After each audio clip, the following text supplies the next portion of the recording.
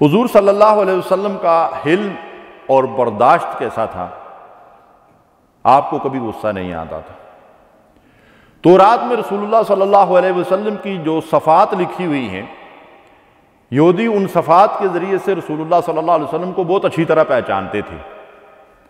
اور ایک یہودی عالم زید بن سانہ ہیں، ان کا یہ واقعہ ہمیں تاریخ اور سیرت کی کتابوں میں ملتا ہے کہ اس نے رسول اللہ صلی اللہ علیہ وسلم کی جو صفات تورات میں پڑھی تھی کہ آپ کا تحمل آپ کے غصہ پر غالب ہوگا اور شدید جہالت کے باوجود ان کے حلم و برداشت میں کوئی فرق واقع نہ ہوگا، تو وہ رسول اللہ صلی اللہ علیہ وسلم کے اندر یہ علامات دیکھنے کے لیے آتا ہے نبی صلی اللہ علیہ وسلم کے پاس اور ان کے ساتھ ایک سودا کرتا ہے، اور سودا کرنے کے بعد وہ چلا جاتا ہے۔ جو معاوضہ طے ہوا اس کا مطالبہ کرنے کے لیے وقت سے پہلے آ گیا اور آ کر رسول اللہ صلی اللہ علیہ وسلم کے ساتھ انتہائی سخت رویہ اختیار کیا، حتیٰ کہ آپ کے کندھے مبارک پہ جو چادر تھی اس کو اتنا زور سے کھینچا کہ وہ نیچے گر گئی۔ صحابہ کو بڑا طیش آیا، حضرت عمر رضی اللہ تعالیٰ عنہ نے اس کو سخت سخت کہا۔ آپ نے حضرت عمر کو روک دیا، بلکہ بعد میں حضرت عمر سے فرمایا کہ عمر تمہیں تو چاہیے تھا کہ مجھے کہتے کہ اس کا حق ادا کر دیں یا رسول اللہ صلی اللہ علیہ وسلم، تو انہوں نے فرمایا کہ وہ تو حق کا مطالبہ وقت سے پہلے کرنے کے لیے آ گیا تھا۔ تو اللہ کے رسول صلی اللہ علیہ وسلم مسکراتے ہوئے اس کی باتیں سنتے رہے، اور وہ یہاں تک پہنچ گیا کہ اس نے کہا کہ آل عبد المطلب قرض کے معاملے میں اچھے لوگ نہیں ہیں۔ دیکھیے، یعنی اس نے ساری حدیں کراس کر دی، لیکن اللہ کے رسول صلی اللہ علیہ وسلم کا رویہ دیکھیے کہ کسی غصے کے بجائے آپ صلی اللہ علیہ وسلم نے مسکرا کر حضرت عمر رضی اللہ تعالیٰ عنہ کو حکم دیا کہ جاؤ اس کا جو معاوضہ ہے وہ پورا ادا کر دو اور اس کو 20 صاع کھجوریں یعنی تقریباً 50 کلو کے قریب اس کو زیادہ دے دو۔ اب وہ حضرت عمر رضی اللہ تعالیٰ عنہ کے ساتھ جا رہا ہے تو راستے میں حضرت عمر سے پوچھتا ہے کہ عمر جانتے ہو میں نے ایسا رویہ کیوں اختیار کیا؟ تو حضرت عمر رضی اللہ تعالیٰ عنہ کا غصہ تو ابھی بھی ٹھنڈا نہیں ہوا تھا، کہنے لگے ہاں بتا، تو نے بڑی گستاخی کی ہے رسول اللہ صلی اللہ علیہ وسلم کی شان میں۔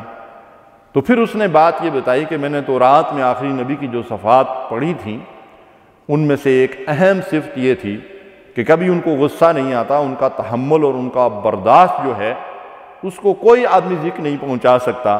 تو میں یہ دیکھنے کے لیے یہ سب کچھ کیا تھا۔ عمر تم گواہ رہو، کلمہ شہادت پڑھ کر وہ یہودی مسلمان ہو گیا۔ سبحان اللہ۔ یہ تھی اللہ کے رسول صلی اللہ علیہ وسلم کے اخلاق کریمانہ، اور یہ تھی آپ کی حلم اور برداشت کی قوت۔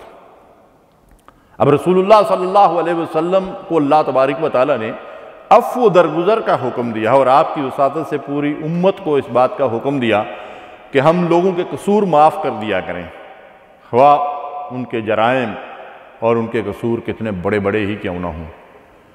ارشاد باری تعالیٰ ہے خذ العفو وأمر بالعرف وأعرض عن الجاہلین، نرمی اور درگزر کا طریقہ اختیار کرو، بلائی کا حکم دو اور جاہلوں سے اعراض کرو۔ اور نبی محترم صلی اللہ علیہ وسلم نے ارشاد فرمایا جو بندہ عفو و درگزر سے کام لے اللہ اس کی عزت میں اضافہ فرماتا ہے اور اللہ اس کے مرتبے کو بلند کرتا ہے۔ امام مسلم اور امام مالک نے اس حدیث مبارکہ کو روایت کیا ہے۔ جب یہ آیت مبارکہ نازل ہوئی تو روایات میں آتا ہے کہ نبی صلی اللہ علیہ وسلم نے جبریل امین سے ارشاد فرمایا کہ اس آیت کا صحیح مطلب کیا ہے۔ جبریل امین اللہ تعالیٰ کے حضور حاضر ہوئے اور واپس تشریف لائے۔ آپ نے رسول اللہ صلی اللہ علیہ وسلم کو یہ پیغام دیا کہ اس آیت کا مطلب یہ ہے کہ اللہ تبارک و تعالیٰ آپ سے یہ بات ارشاد فرما رہے ہیں کہ جو آپ سے کٹے آپ اس سے جڑیں، جو آپ کو آپ کے حق سے محروم رکھے آپ اس کا حق دیں، اور جو آپ پر ظلم کرے آپ اس کا قصور معاف کر دیں۔ اللہ اکبر۔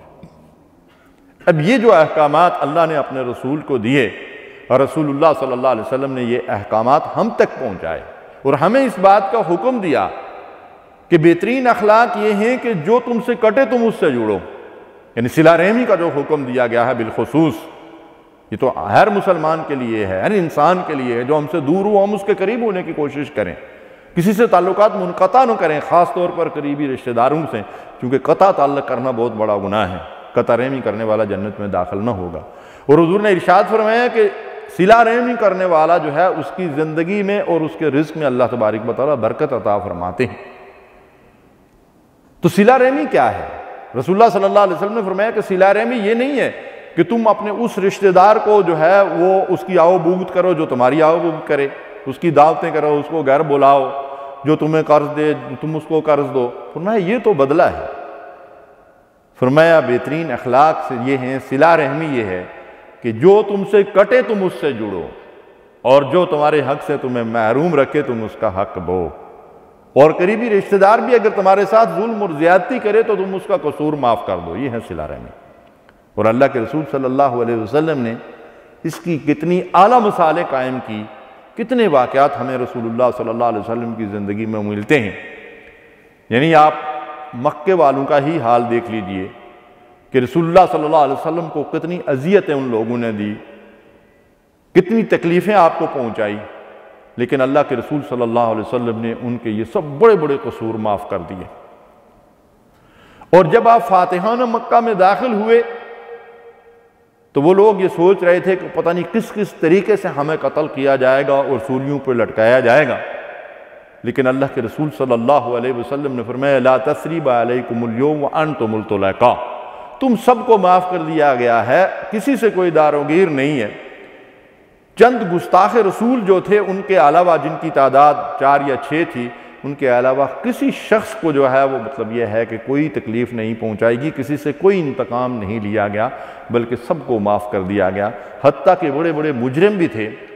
ابو سفیان جس نے غزوہ احد میں، جس میں رسول اللہ صلی اللہ علیہ وسلم کے دندان مبارک شہید ہوئے تھے، جسم لولہان ہوا تھا، آپ کے چچا حضرت حمزہ رضی اللہ تعالیٰ عنہ شہید ہوئے تھے، اور ہندہ ابو سفیان کی بیوی نے ان کا کلیجہ جو ہے وہ نکال کر جو ہے وہ کچا چبایا تھا۔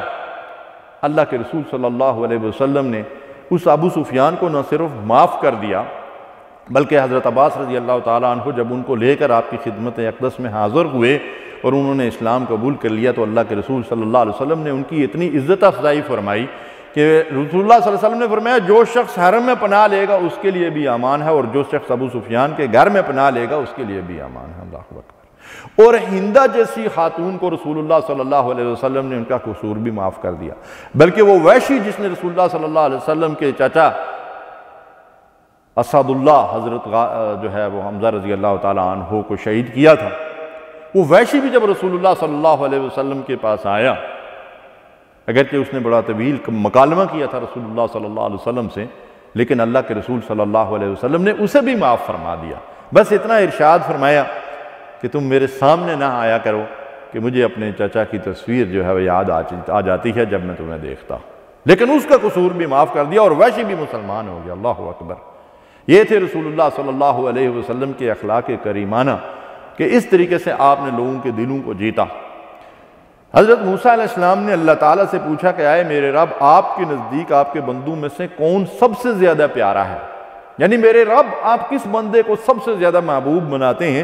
اللہ نے ارشاد فرمایا وہ جو انتقامی کارروائی کی قدرت رکھنے کے باوجود کسی سے بدلہ نہ لے، مجھے اس بندے سے محبت ہے۔ اور امام بخاری نے اس حدیث کو روایت کیا ہے اور مشکات کے اندر بھی یہ حدیث موجود ہے۔ ناظرین کرام سامعین محترم ذرا غور کیجئے، اس حدیث مبارکہ سے ہمیں کیا رہنمائی ملتی ہے، کیا سبق ملتا ہے کہ قدرت رکھنے کے باوجود کسی کا قصور معاف کر دینا۔ اللہ کے رسول صلی اللہ علیہ وسلم پوری طرح اس بات پہ قادر تھے کہ اہل مکہ میں سے ایک ایک سے انتقام لے سکتے تھے۔ سیدنا یوسف علیہ السلام کے بھائی جب ان کے پاس پہنچے، یہ پیغمبرانہ اخلاق ہیں، تو انہوں نے بھی اپنے بھائیوں کے قصور معاف کر دیے تھے۔ وہ کوئی معمولی قصوروار نہیں تھے، انہوں نے یوسف علیہ السلام کو، ایک معصوم بھائی کو، اندھے کنویں کے اندر پھینک دیا تھا۔ کتنے ظلم اور کتنی زیادتیاں ان کے ساتھ وہ کرتے تھے، لیکن جب وہ ان کے پاس اس حال میں پہنچے کہ سیدنا یوسف علیہ السلام مصر کے تخت پہ جو ہے مطلب کہ جلوہ افروز ہیں، چاہتے تو ان بھائیوں سے کسی طرح کا بھی انتقام لے سکتے تھے، ان کو پھانسیوں پہ لٹکا سکتے تھے، لیکن پھانسی پہ لٹکانا تو بہت دور کی بات، آپ نے تو ان سے ارشاد فرمایا لا تثریب علیکم اليوم، تم سے کوئی بدلہ نہیں لیا جائے گا، میں نے تمہارے سارے قصور معاف کر دیے ہیں۔ بلکہ ارشاد فرمایا کہ ان نزغ الشیطان بینی و بین اخوتی، شیطان نے میرے اور میرے بھائیوں کے درمیان جو ہے عداوت ڈال دی تھی، یعنی بھائیوں کو کوئی الزام بھی نہیں دیا، بلکہ ان کو بری کر دیا، کہا یہ شیطان نے ہمارے درمیان عداوت ڈال دی تھی۔ اللہ اکبر! یہ ہیں پیغمبرانہ اخلاق، اور یہ ہے پیغمبروں کا طریقہ، اور یہ ہیں امام الانبیاء جناب محمد الرسول اللہ صلی اللہ علیہ وسلم کی اخلاق کریمانہ، کہ آپ نے اس طریقے سے لوگوں کے قصوروں کو معاف کر دیا۔ اور صرف قصوروں کو ہی معاف نہیں کر دیا، بلکہ یہ جو ظالم لوگ تھے ان کو رسول اللہ صلی اللہ علیہ وسلم نے بعض اوقات بڑے بڑے انعامات سے نوازا۔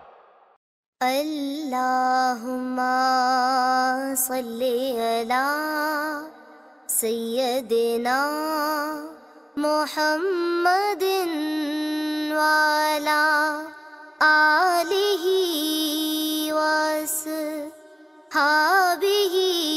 وسلم۔ اللہم صلی علی سیدنا محمد وعلی آلہ وصحبہ وسلم۔